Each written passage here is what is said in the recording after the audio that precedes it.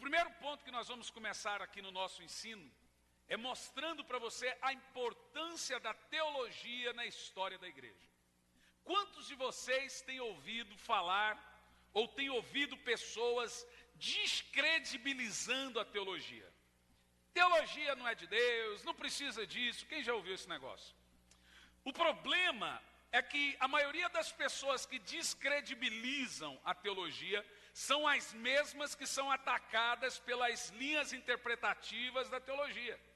Então a teologia ataca heresia, a teologia ataca achismo, a teologia ataca filosofia, a teologia ataca pensamentos e ideias. A teologia é o estudo interpretativo das Sagradas Escrituras. Então, normalmente, quem fala mal de teologia é porque não é teólogo. Eu nunca vi um teólogo, ou quem gosta de estudar, não precisa ser teólogo, ou quem gosta de estudar, falar mal de teologia. Qual é o propósito da teologia no cristianismo? Por exemplo, a Bíblia Sagrada ela é feita de regras de ensino, regras de estudo, regras de interpretação. E são os teólogos que vão cavar e mergulhar para trazer à luz esses ensinamentos. Você já imaginou o evangelho sem a teologia? Todo mundo subindo no altar e falando suas ideias e falando o que querem, o que pensam, que é o que está acontecendo hoje, inclusive. Todo mundo falando o que pensa, falando o que quer, falando suas ideias, falando seus achismos, sem nenhuma regra de interpretação ou regra interpretativa, ou sem nenhuma clareza da Bíblia Sagrada. E impressionante, como o povo, a massa geral, também é leiga, ninguém hoje, antigamente você assistia a pregação, mas o povo com a Bíblia na mão, conferindo se aquilo que o pastor estava pregando estava de acordo com a Bíblia Sagrada. Fato esse que a gente já não vê mais hoje. As pessoas conferir as bases bíblicas ou a base bíblica do ensinamento. Você já imaginou como seria o evangelho sem os teólogos que defendem a fé? Que absurdo.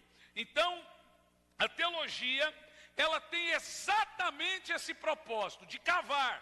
Dentro da teologia, você vai encontrar 10 doutrinas básicas das Sagradas Escrituras.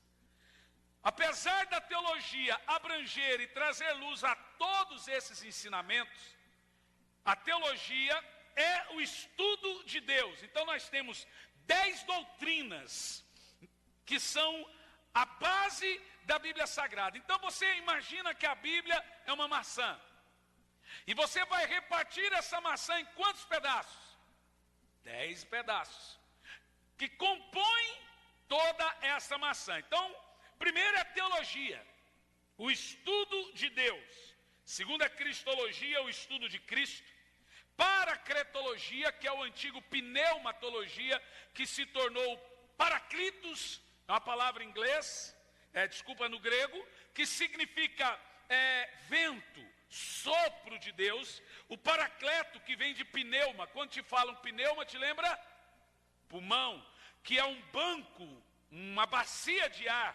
Paracretologia é o estudo do Espírito Santo. Aí vem, apesar que eu já vi pessoas dizerem angiologia. O que é angiologia, doutor Moisés? Angiologia. Angiologia é o especialista em veias, não é? Dos vasos sanguíneos. E você vê pessoas falando, eu vou dar um estudo de angiologia. Como que funciona isso? Na realidade é angelologia, que é o estudo de quem? Dos anjos. Aí vem o quinto estudo da maçã. Antropologia, que é o estudo do homem.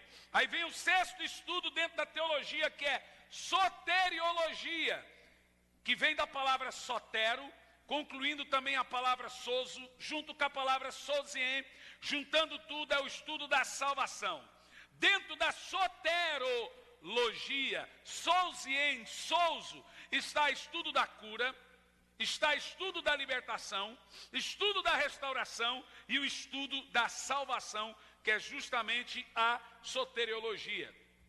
Dentro da soteriologia está a doutrina da graça. Todas as doutrinas da graça do Senhor que salva o homem. Aí você vai encontrar lá os 5 passos da salvação, por como que o homem é salvo, por quem o homem é salvo, do que o homem é salvo, para que o homem é salvo. Isso tudo está dentro da soteriologia, que consequentemente vai culminar e vai entrar também pela hamartiologia. A palavra hamartiologia vem da palavra grega hamartia. É essas coisas que não estão na apostila que você tem que tomar nota. Hamartia. A palavra hamartia significa perder a marca. E nós acostumamos chamar de pecado. Então, hamartiologia é o estudo do quê, gente? Do pecado. Aí vem bibliologia, que é o estudo do quê? Do Alcorão, não é? É o estudo da Bíblia. Aí vem eclesiologia, aqui está com o K. Mas no original do grego é ecclesios, com 2K, que é o estudo da igreja. Então observe o que eu vou te dizer. Na época de Jesus existiam muitos eclésios. E quando Jesus disse, levantarei minha igreja, ele estava dizendo, eu terei o meu próprio eclésios. Minhas próprias ovelhas, o próprio povo, um povo adquirido, e é isso que Jesus estava dizendo, levantarei minha igreja, meu próprio eclésios. Eclesiologia, então, é o estudo do quê? Da igreja. E por último, dentro da maçã, que é o que se baseia esse simpósio profético de ensinamento, é a escatologia, que é o estudo das últimas coisas, ou estudo dos últimos dias. Só uma observação para você, a Igreja Católica acredita que a escatologia é um estudo de vida após a morte, porém não é. Na realidade, a escatologia é o estudo dos últimos dias, concernente à parte profética na Bíblia, acerca de todas as profecias dos últimos tempos e dos últimos dias. Aí se constitui os 10 pedaços da maçã, que é a Bíblia Sagrada, e é dentro de cada ensino desse, você tem os ensinos primordiais, que aí você vai ter que fazer de 2 a 3 ou a 4 anos de teologia. Dentro de cada um desses, você vai gastar aí 6 meses para estudar cada pedaço dessa maçã, que você está aprendendo resumidamente.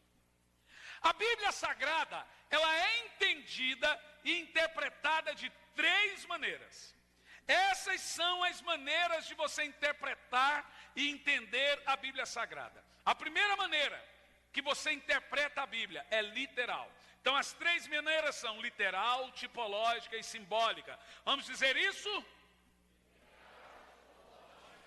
Mais alto.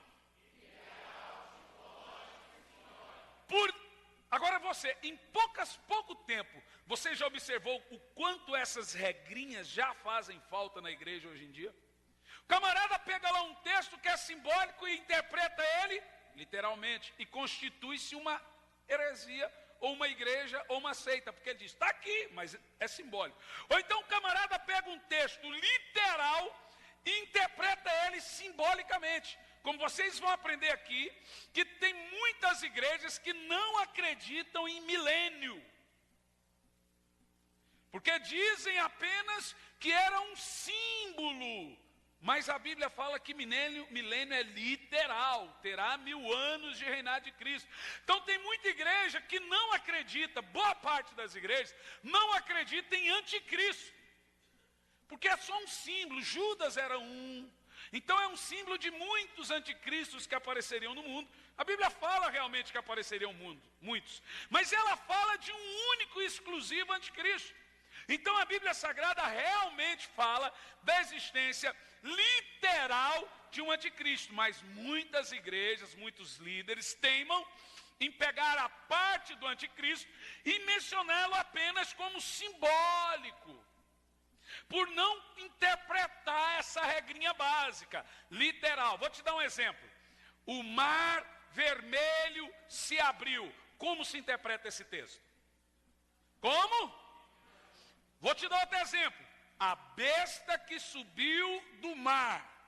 Vê que são 2 textos parecidos, mas tem interpretações diferentes. O mar vermelho se abriu, se interpreta como?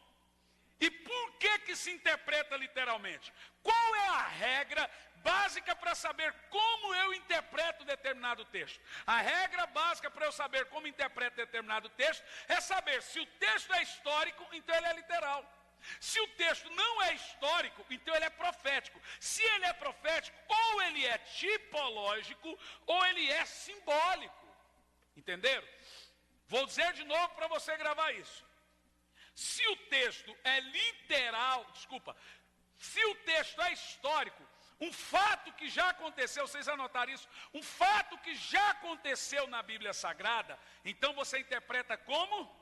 Literalmente. Porém, se um texto é profético, então ou você interpreta ele tipologicamente, ou simbolicamente, ou até mesmo literal, mas usando as outras duas regras. Por exemplo, o Apocalipse, você lê ele com essas três regras.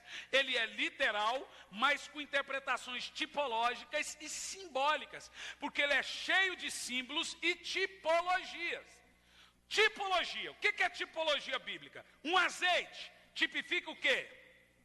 Espírito Santo, unção, consagração. O vinho na Bíblia é o tipo de quem? Ou de quê? De alegria. Então vou te dar um exemplo da tipologia e também da simbologia. Por exemplo, a tipologia.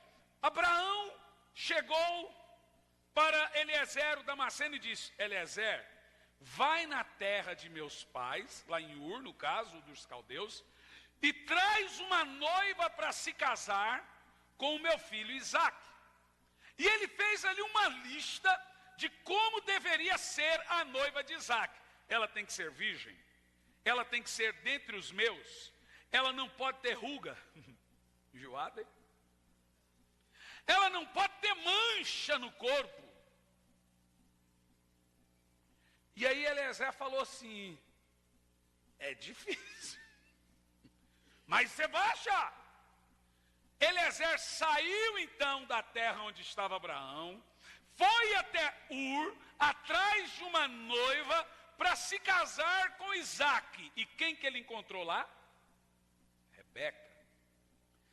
Na tipologia, para um evangelista, como que ele prega esse texto? Vamos lá. Abraão, você encontra em Lucas 15 como tipo de quem? De Deus. O cara disse: pai Abraão, manda que a Lázaro molhe a ponta do dedo na água e me refresque a língua. Então, ali está sendo Abraão, mas é um tipo da pessoa de Deus.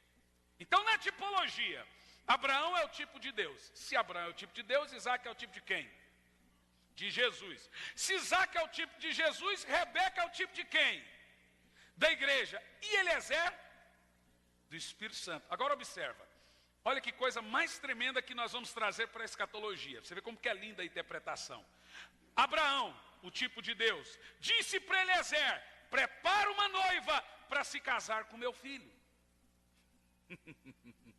E Eliezer é o tipo do Espírito Santo. Então Eliezer foi numa terra distante, cheia de ídolos e pecados, e preparou uma noiva pura, sem mancha, ataviada. Aí você vai trazer isso para a igreja em Apocalipse 19, versículo 8, para se casar com Isaque, que é o tipo de Cristo. Então Eliezer, o tipo do Espírito Santo, está numa terra estranha, preparando uma noiva para se casar com Jesus, que é o tipo de Isaque. Então essa é uma maneira básica para você interpretar a Bíblia Sagrada. Amém, gente? Ok? Então, como se entende a Bíblia? Como ela é entendida? De três maneiras. Quais são elas? Mais uma vez. Então, dentro da escatologia, existem 4 linhas interpretativas diferentes umas das outras. A primeira linha de interpretação da escatologia, essas 4, é um absurdo que vocês vão ouvir, mas existe e é muita gente. A primeira linha é a escatologia preterista. A segunda linha é a escatologia histórica. A terceira linha é a escatologia idealista. E a quarta linha é a escatologia futurista. Vamos falar então primeiro da escatologia preterista. Os preteristas defendem que tudo em Apocalipse diz a respeito ao passado. Você ri, mas é o que mais tem hoje em dia no Evangelho, é pessoas não crendo que Jesus vai voltar mais. E por quê? Porque creram que já voltou. Você quer ver? Preterista. Eles creem que todos os eventos descritos no livro do Apocalipse já teriam se cumprido com a destruição de Jerusalém 40 anos depois de Cristo, no ano 70. Como é que aconteceu? Um general romano chamado Tito assassinou 1.100 judeus e escravizou milhares deles. A cidade e o templo foram arruinados e queimados. Nesse período, os preteristas dizem o seguinte, que quando Jesus estava ascendendo aos céus, ele olhou para o chão e disse assim: alguns de vocês aqui não morrerão até me ver na glória do Pai. E quem estava vendo ele partir? Pedro, Tiago, João e alguns outros. Ok? O preterista entende então, bem quando Jesus, antes dele morrer, ele disse isso, né? Aí o preterista entende que aquele grupo de pessoas ali estava recebendo uma profecia da volta, segunda vinda de Jesus. Mas do que Jesus estava falando? Alguns daqueles irmãos realmente não morreram até ver Jesus na glória do Pai. Porque eles viram. Quando eles viram?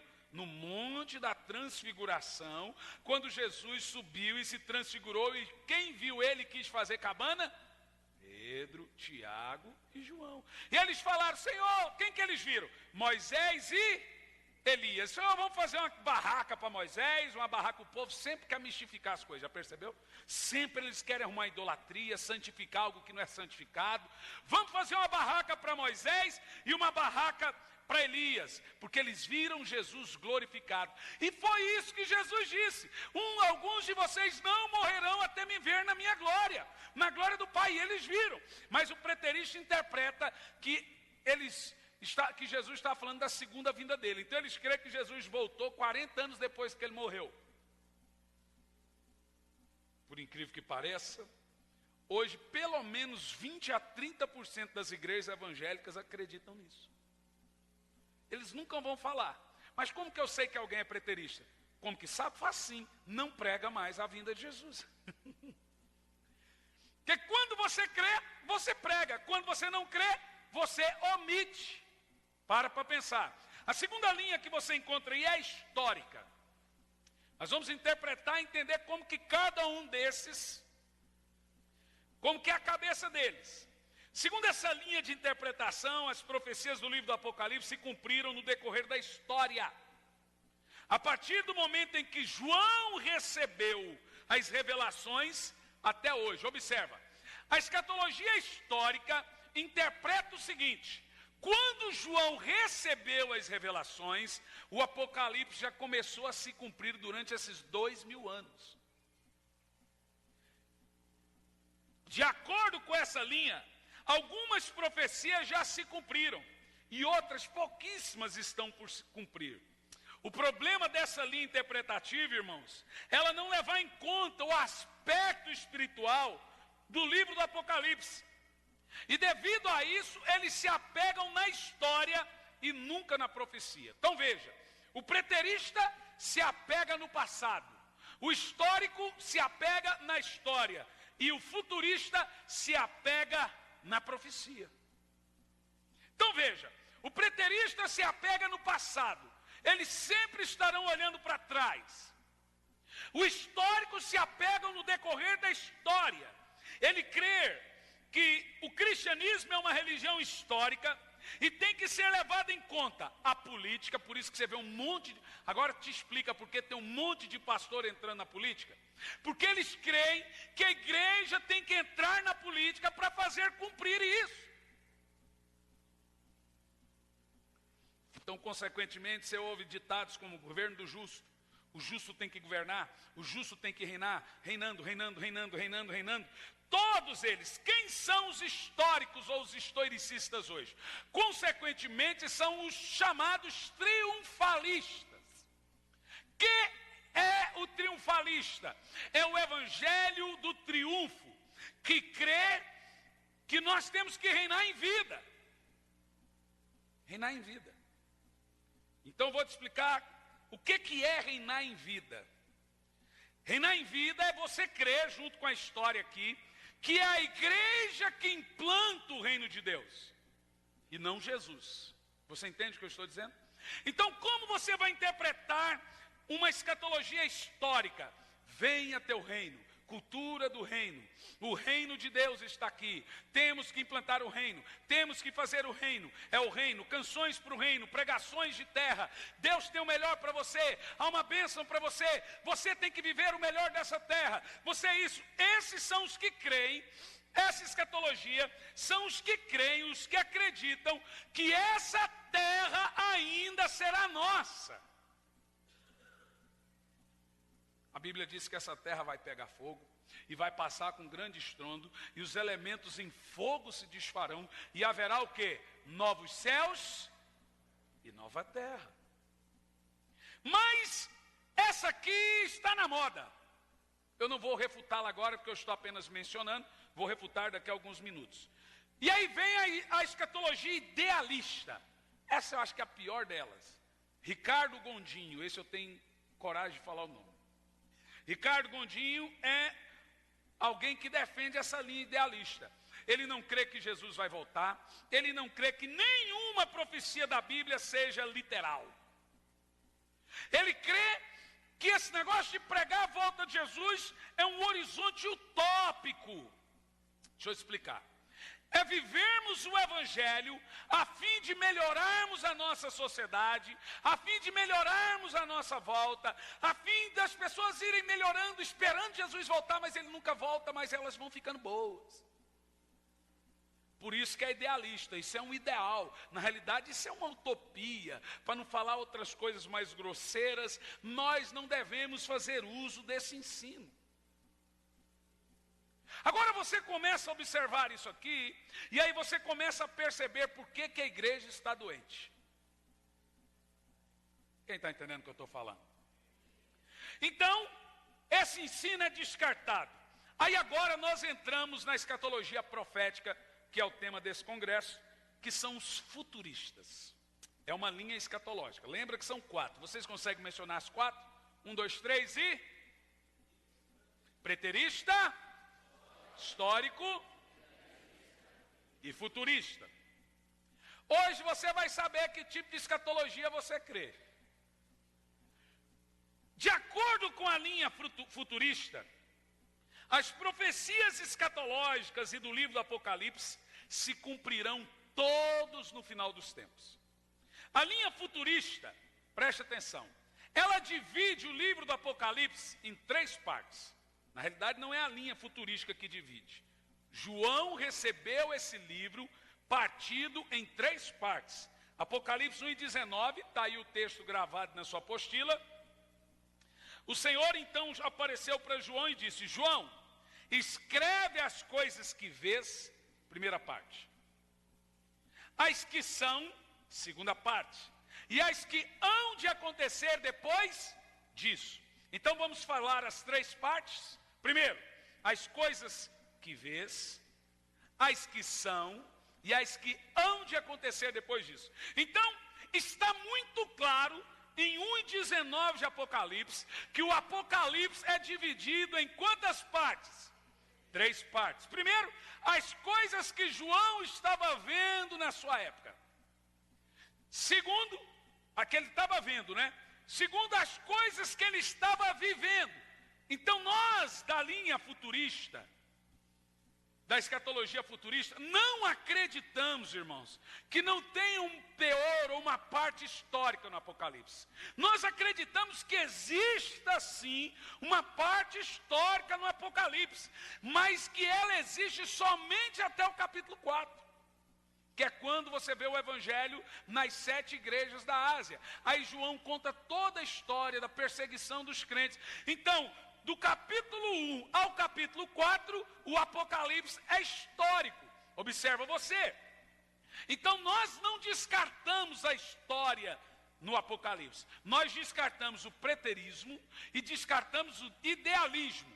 Não creio que a salvação é um idealismo, não creio que Apocalipse é um idealismo, não creio que a volta a Jesus é um idealismo. Nós descartamos tudo isso, mas nós adquirimos uma parte da história. Ou seja, então nós acreditamos o seguinte, que até o capítulo 4 de Apocalipse, o evangelho ou a escatologia é histórica. Você quer ver só? Põe no capítulo 4, versículo 1. Não está aqui, mas eu vou mostrar para vocês. Então observa, preste atenção. No capítulo 4 e no versículo 1, está escrito o que na primeira parafrase ali? Vai lá, gente. Depois dessas coisas. Que coisas? Atrás disso, 1, 2 e 3, você vê toda a igreja primitiva. Você vê a igreja perseguida, você vê a igreja sofrendo. Então, depois dessas coisas, olha só. Olhei e eis que estava o quê? Uma porta aberta aonde? Então, irmãos, entenda. Normalmente o histórico, o preterista, o idealista, se você falar que quer ir para o céu para eles zombam da sua cara. Então você começa a ouvir pregadores famosos dizendo, ninguém vai para o céu, desfaça as malas, céu é coisa, lugar de preguiçoso. Mas quando você vai em todo o primeiro capítulo de Apocalipse, 1, 2 e 3, você vê que a igreja perde tudo. Ela perde o amor, ela perde a paz, ela perde a comunhão, ela perde o primeiro amor, ela perde a riqueza com Deus, ela perde a adoração e vai perdendo, e a esperança da igreja some. Mas de repente João olhou e eis que ele vê uma porta aberta para a igreja. Aonde, gente? Isso está nos mostrando que a esperança da igreja não é na terra, não é nos tesouros da terra, não é aqui nesse mundo, é aonde? No céu. Eu olhei e eis uma porta aberta no céu. Então veja, preste atenção, a igreja perdeu tudo na terra, mas ainda tem uma esperança na terra, né? Tem uma esperança aonde? No céu. Então esse texto, Apocalipse, é tipologicamente também para os nossos dias. Mostra uma extensa apostasia da igreja, chegando na última era dela, que é Laodiceia, que tipologicamente é a nossa era. Laodiceia perdeu tudo, perdeu o amor, era rica, mas, e o Senhor disse, aconselho que de mim compre ouros refinado, aconselho que compre vestes brancas, para que não seja vista a sua nudez, e ela vai perdendo, tenho, porém, contra ti que deixaste teu primeiro amor. Acabou a igreja. Essa é a apostasia dos últimos dias. A igreja vai chegar a esse ponto. Vocês estão entendendo o que eu estou falando? Vocês vão observar aqui, por exemplo, eu vou colocar para vocês aqui no simpósio, não foi na Irlanda, oh meu Deus, na Escócia, todas as igrejas evangélicas da Escócia fizeram um concílio, um conclave, e aderiram à consagração de sacerdotes gays. Então, tanto faz agora. E aí os cristãos foram para a rua protestando. Por que protestaram? Mas não adianta protestar. Então isso começou lá na Inglaterra, na Holanda, e aí já é apostasia. É a igreja da última era, que é a era de Laodiceia. Depois da era de Laodiceia, acabou. A única oportunidade, a única esperança para a igreja é no céu. Aonde? No céu. Então não vai ter uma próxima igreja, não vai ter uma próxima geração, não vai ter uma nova geração. Nós somos a geração de Laodiceia, consequentemente a última geração. Depois dessa geração, só vai ter o quê? novos céus e nova terra. Então vamos lá. Olhei, eis que uma porta aberta no céu, e a primeira voz que ouvira, voz como de trombeta, falando comigo, disse o quê? E aí a gente acredita que é a volta de Jesus. Observe o seguinte: sobe para aqui, e vou te mostrar. Veja como o Apocalipse é profético. Acaba todo o teor histórico de Apocalipse. E vou te mostrar as coisas que hão de acontecer depois destas. Destas quais? Depois do teor histórico do livro do Apocalipse. Coisas essas. Aí, irmãos, a partir daí, a igreja some do cenário apocalíptico. Ela só vai aparecer no capítulo 18 e no 19, ela some. Nós vamos falar disso no decorrer dos ensinamentos. Mas ela some do cenário apocalíptico. Aí o pau quebra para o mundo e para os judeus e a coisa fica complicadíssima. Vocês estão entendendo isso? Quem está entendendo, diga amém. Então veja, dentro da linha futurística, que é a linha profética, existem 3 linhas interpretativas distintas. Deixa eu só te falar. Por isso que muita gente desiste do Apocalipse. Porque é o ensinamento da Bíblia mais complicado de se entender. Por isso que precisa ser feito um seminário desse. Não dá só para ensinar num culto. Então, por exemplo, existem 4 linhas escatológicas. 4 linhas. Vocês se lembram? Preterista, histórica, idealista e futurista. A futurista, que é o que nós fazemos uso, e toda pessoa em sã consciência que não fuma maconha faz uso, essa linha, que é a linha futurista, existe dentro dela 3 linhas interpretativas distintas e uma não beija a outra. Quais são essas? São elas, você está aí na sua apostila, mas são elas: o pré-tribulacionista, vamos lá, vocês estão comigo? Vamos começar? Pré-tribulacionista, mesotribulacionista e pós-tribulacionistas. Falando então do pré-tribulacionista, o pré-tribulacionista é a maioria da igreja hoje em dia. É aquele que acredita que a igreja é arrebatada antes de um período de tribulação, que a igreja sai da terra e o pau quebra aqui 7 anos. O pré-tribulacionista também é chamado de dispensacionalistas e pelos mais maldosos de escapistas. Escapistas pelo fato de não querer ficar aqui quando o pau estiver quebrando. Bom, eu não quero, agora se vou ficar ou não, só Deus sabe. Ninguém quer, alguém quer? Você quer? Quem não quer ficar aqui? Bom, eu não quero. Então esse é o pré-tribulacionista, que crê, veja, o futurista, ele acredita, vocês já aprenderam, ele acredita que ambos, pós, pré, meso, acredita que todas as profecias irão se cumprir no final dos tempos. Ambos concordam em um anticristo literal, em uma grande tribulação literal, em que o mundo está piorando, em uma apostasia, na igreja se desviando. Ambos, o pré, pós e meso concordam que as coisas vão se complicar a tal ponto, que a única maneira, a única esperança é Jesus voltar e acabar com essa bagunça. Ambos. Porém, o que difere o pré, meso e pós é apenas 7 anos ou 3 anos e meio. Então, por exemplo, o pré-tribulacionista crê que nós não passamos pela tribulação de 7 anos. Entendeu a diferença? O mesotribulacionista crê que a igreja vai até a metade dos 7 anos. Você vai aprender mais detalhado quando você for estudar a sua apostila.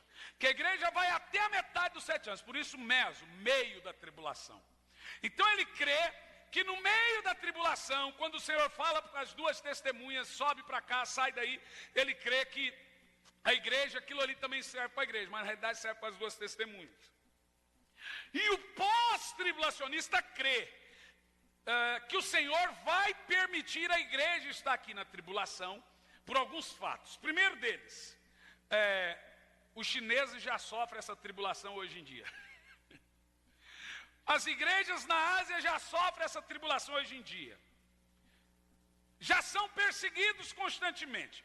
Vamos supor, pastor Lucas, vem aqui, pega o microfone e vem aqui.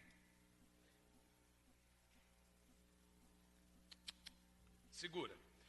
Vamos supor que eu sou um pós-tribulacionista, que eu não sou, e o pastor Lucas é um pré-tribulacionista.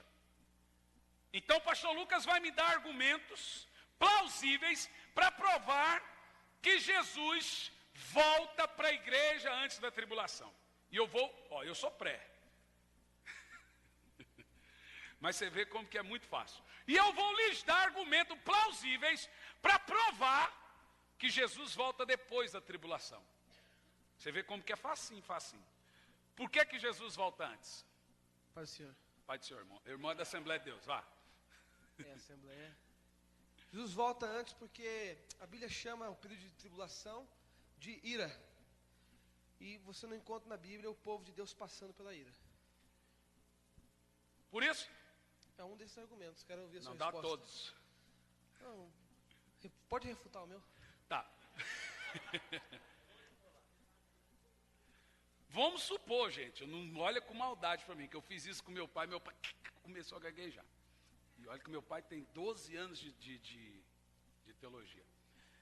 Passar pela ira é diferente de ser livre da ira. Veja que todos os textos da Bíblia mostram que o Senhor livra o povo da ira. Agora pega pega Noé na arca. O Senhor livrou Noé da arca no dilúvio ou livrou Noé do dilúvio? No dilúvio, não é?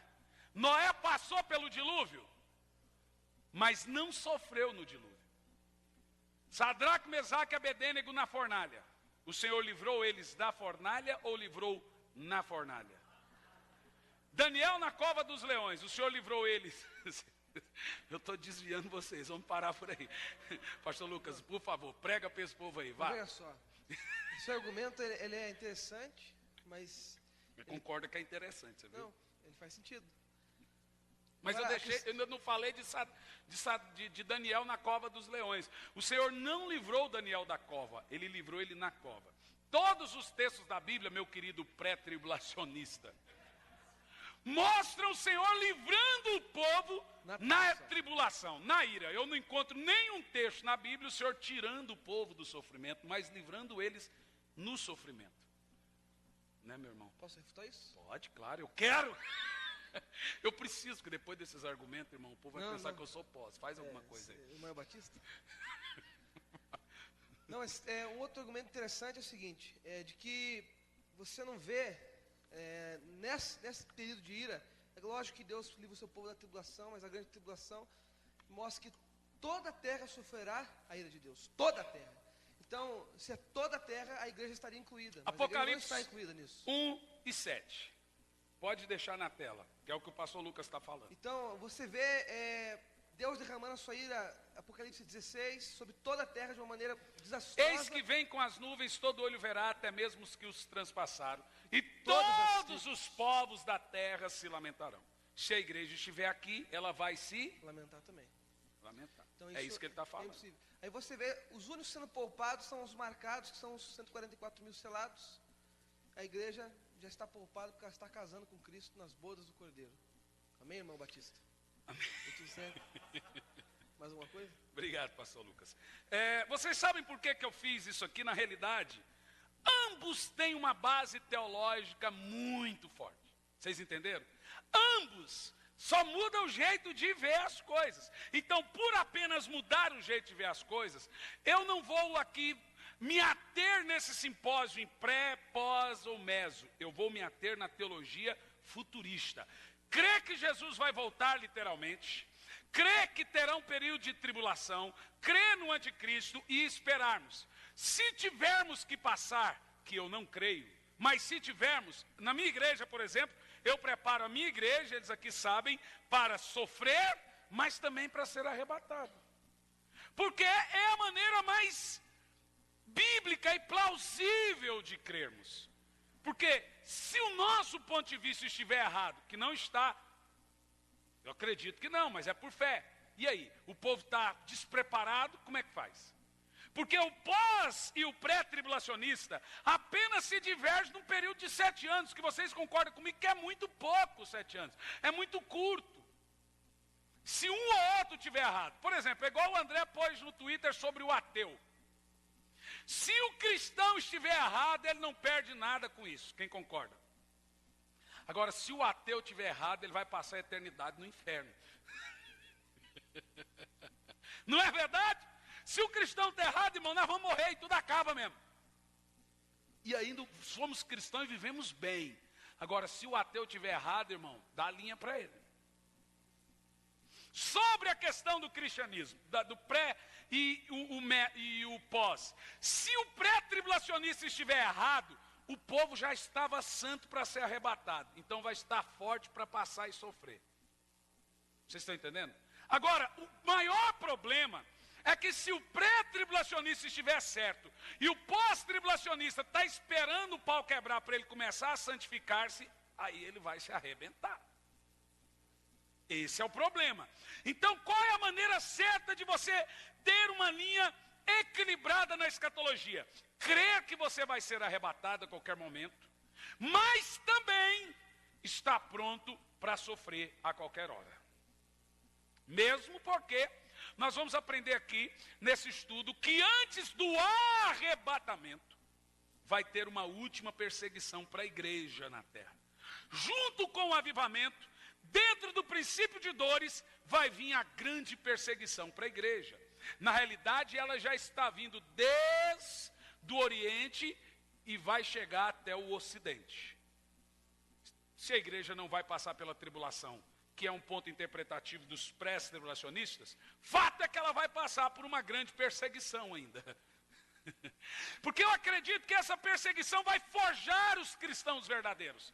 Ela é interessante, ela é necessária para avivar os crentes moles. Por isso que nós temos o nome de escatologia profética. E por que é simpósio profético? Porque nós cremos que Jesus Cristo vai voltar literalmente. Quem crê, diga amém. Nós cremos que haverá uma luta terrível, uma perseguição, mas consequentemente um grande avivamento. Então nós cremos em toda a profecia da Bíblia Sagrada e que o livro do Apocalipse, do capítulo 4 ao 22, é profético para o final dos tempos. Quem acredita nisso? Quem acredita nisso? Ok, dentro disso, eu quero te fazer ainda uma menção na linha escatológica, porque não adianta a gente partir para os primórdios, para o pega para capar, irmãos. Você tem que entender a raiz da coisa, e você está entendendo agora. Existe uma linha chamada amilenista, a página 8. Amilenista, pré-milenista e pós-milenista. Então veja, amilenista, esses três termos vêm de milênio. Milênio, apesar dessa palavra não estar na Bíblia, está a palavra 1000 anos. O amilenista crê que nós já estamos no milênio. E eu vou te dizer uma coisa, há um grupo de cristãos muito grandes que acreditam nisso. Vou te dar um exemplo. Por exemplo, nós vamos ter o For God em novembro, que já está confirmado Hernanes Dias Lopes, Paulo Júnior e Dan Duque, que vem direto dos Estados Unidos, confirmado. David Killa, nova geração, tudo confirmado.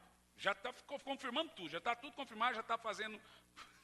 Ô Luiz, vou arrumar essa cadeira na sua cabeça, viu? Estou brincando. Já estamos fazendo... É que eu fico aqui, eles estão me dando o horário, viu? Você vê que a coisa não é fácil, mas está certinho aqui com o meu aqui. Já estamos fazendo os cartazes, e dentro deles tem um que é amilenista, que é o reverendo Hernanes Dias Lopes, é um presbiteriano. Ele também é calvinista. Amilenista, para se fazer justiça ao amilenista, não é que ele não crê em milênio. O amilenista crê que o reino de Deus, o milênio, não é literalmente 1000 anos, ele crê que é simbólico, que é um tempo indeterminado do reino de Deus, Então ele crê que o reino de Deus começou a ser implantado a partir do momento que Jesus Cristo morreu e ressuscitou. Disse: levantarei minha igreja, as portas do inferno jamais prevalecerão contra ela. Essa é uma doutrina antiga, da época de Calvino e de Lutero. Então, normalmente os batistas tradicionais, por isso que o pastor Lucas me chamou de batista, porque normalmente os batistas tradicionais e os presbiterianos tradicionais, as igrejas históricas, luteranos, todos eles, todos são amilenistas e, consequentemente, historicistas. O historicismo nada mais é que um amilenista e também um pós-milenismo. Amilenismo é crer, então, amilenismo significa não ou sem, mas na realidade, fazendo justiça, eles creem que já estão no reino de Deus. Né? Aí vem também o pré-milenista, que é a mesma regrinha do pré-tribulacionista, pré antes. O pré-milenista somos nós, no caso, que cremos que Jesus vem antes de implantar seu reino. Consequentemente, o futurista é pré-milenista, porque tanto o pós, o meso e o pré-tribulacionista creem que Jesus vem e aí ele implanta os 1000 anos de governo. Quem crê nisso? Quem crê nisso? Então você está entendendo. Pastor, eu não cria porque eu não sabia, agora você está sabendo. Literalmente, o pré-milenista crê que Jesus desce visivelmente, que aí vem o Armagedon, e depois do Armagedon começa 1000 anos de reinado, e depois de 1000 anos Satanás é solto, e aí depois o Satanás, a besta que é o falso profeta e o anticristo é jogado no lago de fogo, e aí vem o juízo final, e aí vem o reino eterno de Deus. Esse é o pré-milenismo. Mas tem o pós-milenista. O pós-milenista crê no quê? Ele crê que Apocalipse, capítulo 20, na segunda vinda de Cristo, ela ocorre depois de 1000 anos. Depois do milênio. Então os pós-milenistas, eles são muito sutis. Eles zombam de quem crê no reino literal, de quem crê numa volta literal. Eles creem numa melhora do mundo. Eles creem que as coisas vão melhorar e o reino, a igreja vai culturalmente avançando na terra. Por isso que você ouve termos como cultura do reino.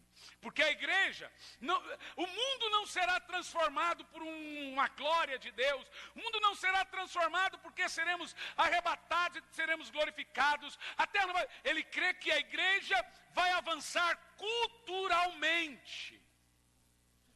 Então o evangelho vai entrando na mente das pessoas, vai entrando na mente, e elas vão deixando de matar. Mas essa linha, irmãos, que é uma linha também da época da reforma, ela perdeu a força, porque a reforma tem 500 anos, né? Então a reforma aconteceu exatamente no ano 1500. Por que essa linha deixou de ser ensinada? Porque depois disso veio quantas guerras? 2 guerras. Na segunda, de 1940 a 43, morreram só judeus 6 milhões. Então, normalmente, essa semana eu estava sentado com um pastor de 87 anos, Harry Skates, e o Harry disse assim: o meu pai ensinava isso. Mas quando veio as guerras, não teve como mais ensinar isso. Porque eles creem que a coisa ia melhorar, que o homem iria ficando bom com a cultura do evangelho. Mas aí aparece Hitler e acaba com a teologia dos outros. Agora eu quero lhes perguntar, as coisas estão melhorando ou piorando? As pessoas estão matando mais ou matando menos? As pessoas estão piores ou melhores? Eu preguei na terça passada, na realidade não preguei, só mencionei. Eu disse que todo homem nasce mal e está ficando cada vez pior. Hoje as pessoas estão matando cada vez mais jovens. Por isso que aí vão reduzir a maioridade penal e daqui 20 anos vão pedir para que a maioridade penal desça para 12. É verdade. Nos Estados Unidos já é. Então querem 16. Mas hoje um menino de 15 anos e 14 anos de idade já mata só para ver o tombo. Então a maldade se intensificou. Como que nós vamos fazer uso de uma linha que começou com Lutero na Reforma? E o Lutero trouxe essa escatologia dizendo que a cultura do reino iria avançar, iria expandir, iria desenvolver de uma tal maneira que as pessoas teriam Jesus na mente. Cultura de Cristo, cultura do reino. Diz, Scooter.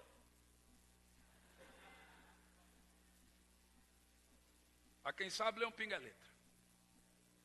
Cultura, cultura, cultura, cultura, cultura, cultura, cultura. Esse evangelho culturou. Ele culturou tanto a Europa, que hoje, quem avançou na Europa não foi o evangelho, foi o islamismo. Aonde é que está a cultura do reino na Europa? Na Alemanha, que Lutero ensinou isso, irmãos. Cadê a cultura do reino na Alemanha? O que você vê lá são as igrejas protestantes vendidas para boate. Igrejas protestantes vendidas para prédios muçulmanos. Eu estava numa igreja em Den Haag, na Holanda. E aí o pastor falou assim, vou te levar para você ver uma aberração. Quando eu cheguei lá, era um casamento. Falei, mas casamento é aberração aqui? Ele falou, esse é. De repente eu vi lá o camarada, o noivo, alto, forte, lá na frente, cara bacana. De repente para uma carruagem na porta e desce um baita negão de 2 metros de altura, vestido de noiva, dentro de uma igreja protestante. Se benza aí, irmão. Que coisa. Isola, Nossa Senhora Gospel. Irmãos, você imagina, então só para vocês entenderem, todo mundo que prega que Jesus só vai voltar quando o evangelho tiver ascendido o mundo todo, é pós-milenismo, histórico, e eu vou ser bem claro, direto, isso é uma heresia descabida. Porque biblicamente falando, o futurista crê que o mundo vai piorar. O pós-milenista crê que vai melhorar. Quem está saindo ganhando nessa corrida? O mundo está melhorando ou piorando? Então o que você é? Agora você entendeu. Teologicamente falando, a nossa linha de estudo aqui, nesse simpósio, é escatologia profética. Deixa eu te explicar. O preterista olha para o passado. O histórico olha para a história. O idealista olha para um ideal. E o futurista olha para a profecia. Então você é o quê? Futurista. São terminologias teológicas. Você vai virar um, né?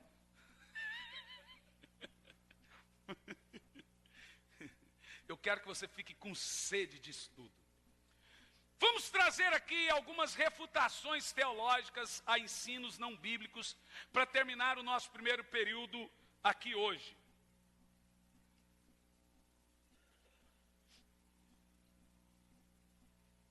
Na página 11 do nosso simpósio, vamos falar das refutações teológicas. Pretendo fazer isso em 30 minutos. Não é? Ok. Por que cremos que o Apocalipse é literal e não apenas histórico e simbólico? Como que se lê o Apocalipse? Primeiro, literalmente, do jeito que se lê. Se você não ler o Apocalipse literalmente, você não vai entender nada. Uma besta, você só vai interpretar os símbolos, simboliza monstro, ou um homem poderoso. Por isso que João, não sabendo definir, o símbolo que ele tinha na sua época era uma besta. Por exemplo, Alexandre o Grande era chamado de besta, não é o besta, é uma besta, porque ele era muito forte, apesar de ser boiola, ele era muito forte e matava muita gente. Primeiro, pela divisão em 3 partes do Apocalipse.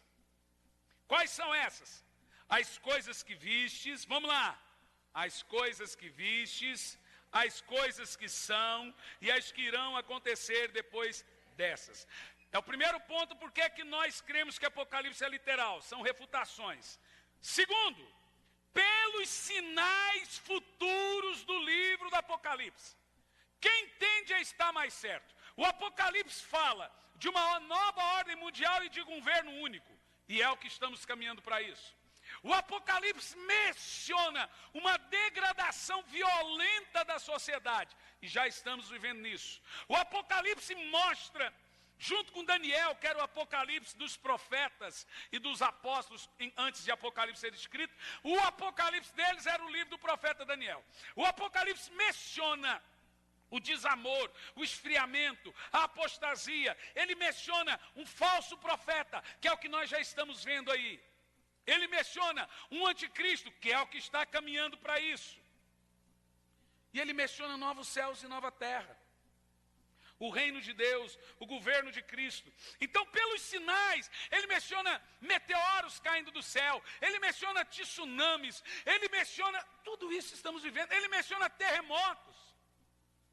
Então, cremos que o Apocalipse é um livro profético. Diga, Apocalipse é um livro profético. Então, foi o que você já viu aqui no livro do Apocalipse. Agora, observa, ainda aí na sua página 11, que João vê uma porta aberta e de lá ouve uma voz mostrando a última esperança para a igreja. Agora veja bem, a igreja some do âmbito de Apocalipse. E aonde que ela vai aparecer? Você vai ler aí na sua apostila. Ela vai aparecer em Apocalipse 19, 1 e 2. Vamos ler, diz assim, ó. Veja, do capítulo 4 até o capítulo 19 acaba a igreja. Sumiu. E ela está onde, gente? João ouviu uma porta aberta onde? E ele ouviu uma voz que dizia, sobe para... Não é sobe para cá, não. Viu? Igual eles estão dizendo, só para cá é reino na terra. Só para cá. Eu nunca subi para cá. Eu só subo para cá. Mas o povo é só para cá. Porque eu fui falar com um camarada e disse, não, pastor, é sobe assim. É reino aqui na terra. Eu falei, irmão, então sobe assim. É sobe para onde, gente? Para o céu. A igreja, nesse período, ela está no céu. Olha que lindo. E aí, Apocalipse 19, 1 e 2, olha a igreja chegando no céu, quer ver? Isso aqui é a igreja subindo para o céu, vê que João ouviu a voz, está aqui, ó. Depois disso, ouviu uma voz no céu, era aonde, gente? É no céu, não é na terra, não é em Bagdá, não é no Saara, é no céu. No céu, uma voz como numerosa multidão, é a igreja chegando no céu, olha que lindo. Dizendo, aleluia! A salvação e a glória e o poder do nosso Deus, porque são fiéis e justos os seus juízos. Aí um camarada diz, mas são anjos. Anjo não canta salvação, porque anjo nunca foi salvo de nada. Quem canta salvação é a igreja que foi salva. Agora você vai abrir também, veja, primeiro a igreja subiu. Então os passos são, a igreja sobe como noiva, se casa nas bodas e desce como um grande exército. Você quer ver só? Apocalipse 9, 1 e 2, ela sobe como noiva. Diga amém. Agora no versículo 11 e 14, ela vai descer como exército. Ela deixa de ser noiva, simplesmente, e ela se torna um grande exército para descer para a batalha. Quer ver? Veja, no 19, 1 e 2 ela chegou no céu, amém? No 19 e 11 ela desce do céu, viu o céu aberto. Primeiro João vê o céu aberto e a multidão chegando. Agora no... Fé da mãe. Agora no 11 ele vê o céu aberto e a igreja descendo. Viu o céu aberto e eis um cavalo branco e o seu cavaleiro se chama Fiel e Verdadeiro e julga e peleja com justiça. E os seus olhos são como chama de fogo, e na sua cabeça há muitos diademas, e tem um nome escrito que ninguém conhece senão ele mesmo. E está vestido, veja, Jesus vai voltar num cavalo branco, mas com uma veste vermelha. E está vestido com um manto tinto de sangue, e o seu nome se chama Verbo de Deus. E agora leia o resto em voz alta.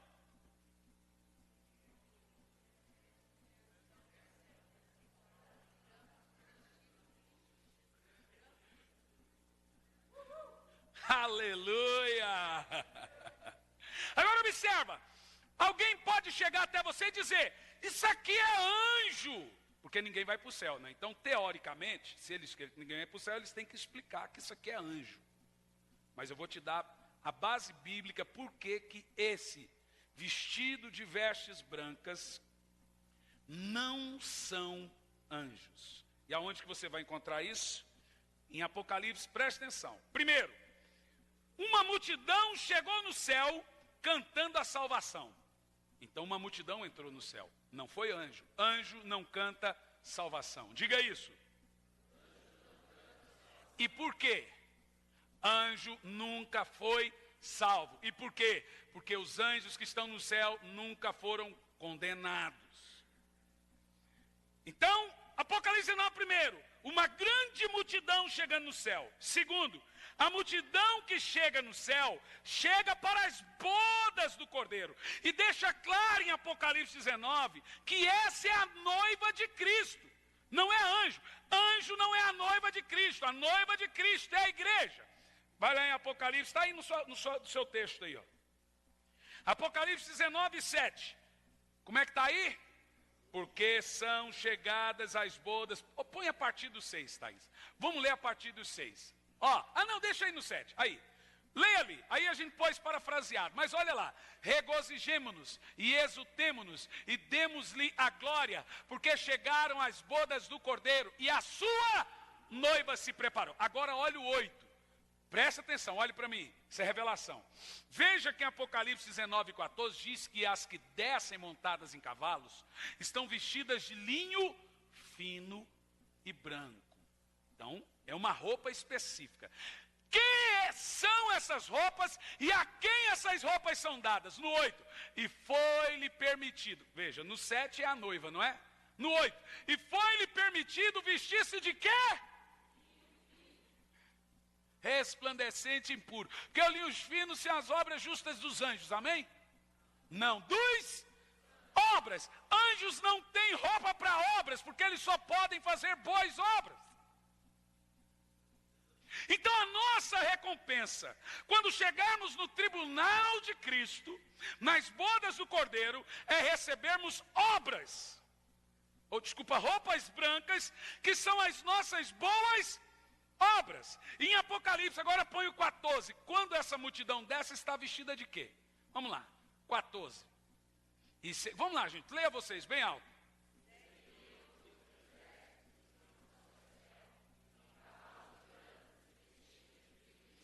Quem são os exércitos que chegam no céu?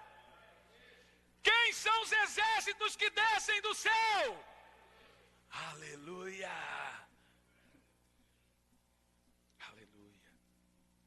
Para você fazer uma conferência em Mateus 25 e 10, na parábola das noivas, né? Das virgens. E chegou o noivo e as que estavam preparadas entraram com ele para as bodas e fechou-se a porta. Amém? Quem entendeu, diga amém. Dentro da nossa refutação, e aqui a gente vai terminar, preste atenção. Põe para mim Zacarias 14, não precisa, vocês têm aí, mas deixa lá, 14, 5. Leia aí, gente. Só para você ver que a igreja desce do céu para guerrear no Armagedon. Está aí na sua apostila. 1, 2, 3, leiam todos. E fugireis pelo vale dos meus montes, pois o vale dos montes chegará até Azel, e fugireis assim como fugistes diante do terremoto nos dias de Uzias, rei de Judá. Então virá o Senhor meu Deus e todos os santos contigo. Que coisa linda. Então observa, a igreja sobe, se casa, e agora se torna um grande exército e desce para a batalha. Eu já estou preparando minha botina, porque eu quero chutar a cara do diabo umas 900.000 vezes. Eu quero arrebentar com o focinho de porco dele. Porque eu vou fazer parte desse exército. Quem vai fazer parte desse exército? Vamos aplaudir? Que legal.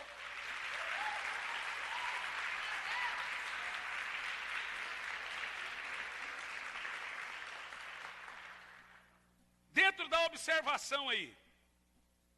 Se Apocalipse é literal, com ressalvas até o capítulo 4, que até o capítulo 4 ele é o que, gente? Histórico. Então, logo à volta de Jesus, a grande tribulação, milênio, juízo final, Nova Jerusalém, todas essas coisas são o que, gente? Irão se cumprir. Então nós não encontramos espaços na teologia para linhas teológicas como, primeiro, leia vocês, vamos lá. Primeiro, escatologia preterista, que crê que Jesus já voltou. Segundo, que crê que as coisas irão, e a igreja que, e não Cristo.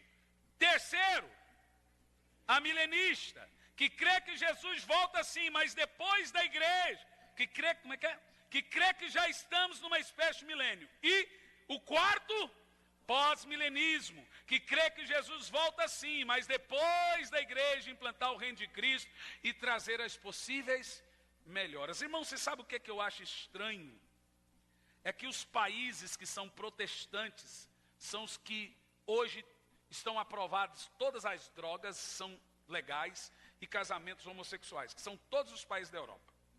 E por incrível que pareça, o evangelho no Brasil avançou para 60 milhões de evangélicos e as coisas não melhoraram. Eu estou errado? Nos Estados Unidos, o evangelho é a maioria e todo dia tem negro explodindo naquele país. Observa que Jesus Cristo não pôs a igreja aqui para melhorar o mundo. Jesus Cristo colocou a igreja aqui para salvar pessoas. Porque a partir do momento que Adão caiu, o mundo jaz no maligno. Então terá que haver novos céus e nova terra. A igreja está aqui para salvar o máximo de vidas possíveis, não para salvar esse mundo que jaz no maligno. Você entende isso? Então o que nos resta crer? Resta-nos crer que Jesus vai voltar literalmente. Então diga, Jesus irá voltar literalmente, depois de cumprimentos literais de profecias, em que as coisas irão ficar tensas, irão piorar consideravelmente, que não haverá outro jeito a não ser Jesus Cristo voltar e acabar com essa bagunça, julgar as nações, levando o seu povo e o pau quebrar e trazer novos céus e nova terra. Que o próprio Cristo, e não a igreja, irá estabelecer seu reino aqui na terra, depois da segunda vinda. Pois é tudo isso que se baseia o livro do Apocalipse. E aqui nós encerramos então o prefácio do que será esse simpósio escatológico, porque agora você pegou toda a raiz do estudo. Quem pegou, diga amém. Você vai ver como que amanhã tudo que você irá ouvir vai fazer sentido. Eita, vai abrir. Porque nesse dia de hoje, você ouviu, entendeu todo o pilar. Abriu-se o leque. Quem entendeu, diga amém. Abriu-se o leque. Então amanhã, nós vamos falar então da apostasia. Mas eu gostaria de pedir o pastor Samuel, que quebra a corda todo dia. Eu ia pedir, não vou pedir mais. Ele quebrou a corda. Tá. Presta atenção. Vamos orar para a mão dele.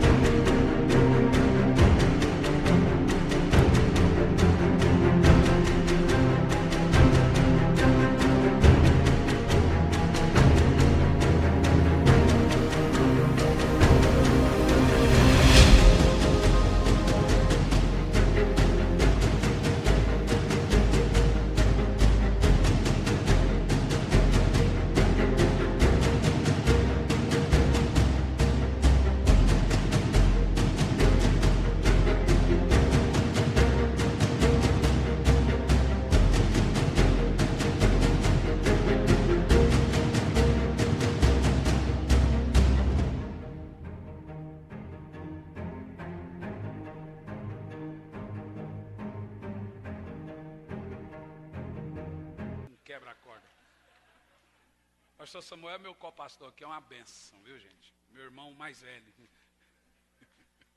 Meu irmão caçula. Olha só.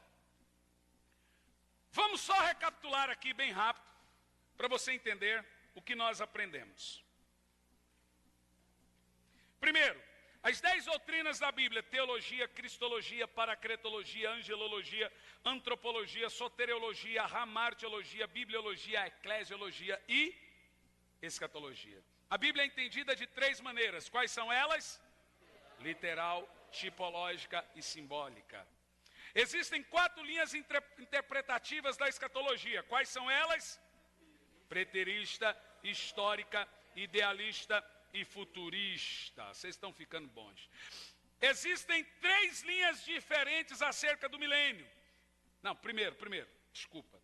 Dentro da escatologia futurista tem 3 linhas divergentes. Quais são elas?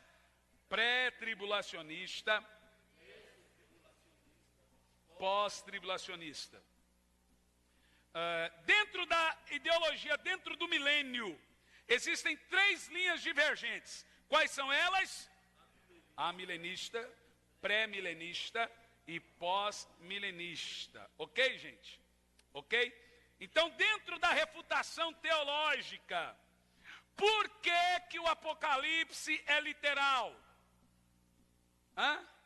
Porque, vamos supor que isso aqui seja uma prova oral, né? Porque ele é dividido em 3 partes. Quais são elas?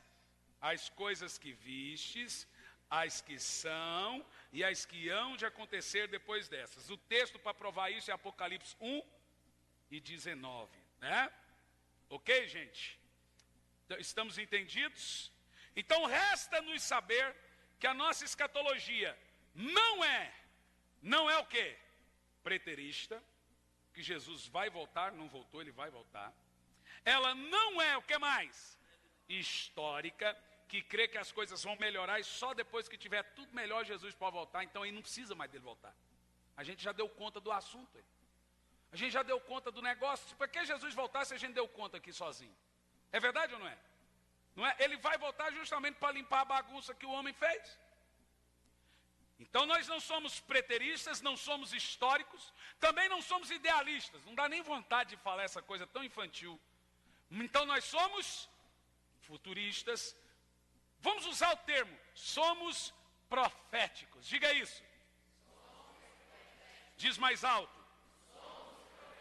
Então veja, o preterista olha para onde? Vamos lá. O preterista olha para o passado. O histórico olha para a história. O idealista olha para o ideal. E o futurista para a profecia. Amém? Vamos ficar em pé?